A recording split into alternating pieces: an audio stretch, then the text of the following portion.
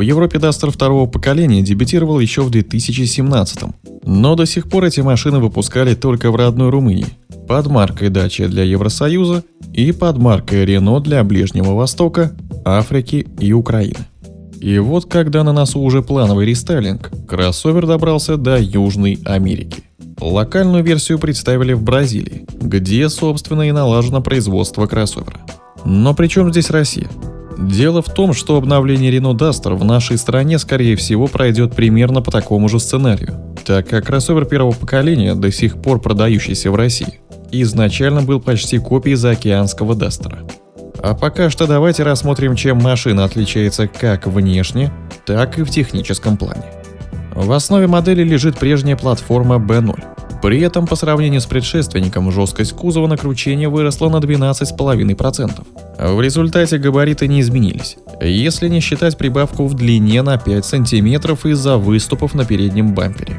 А подвеска адаптирована для местных дорог. Заявленный дорожный просвет 237 мм против 210 мм у европейских версий. Внешне кроссовер практически повторяет европейскую машину.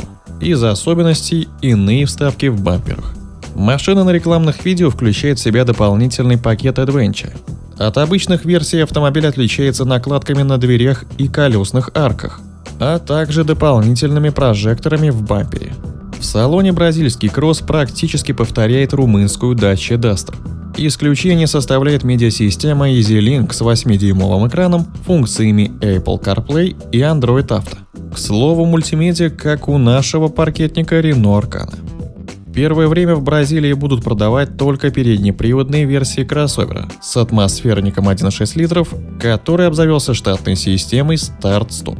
Он может работать как на бензине, так и на распространенном в Бразилии этаноле. Его мощность составляет 118 и 120 лошадиных сил соответственно. На выбор пятиступенчатая механика и вариатор, но привод только передний. Полноприводные модификации должны появиться чуть позже.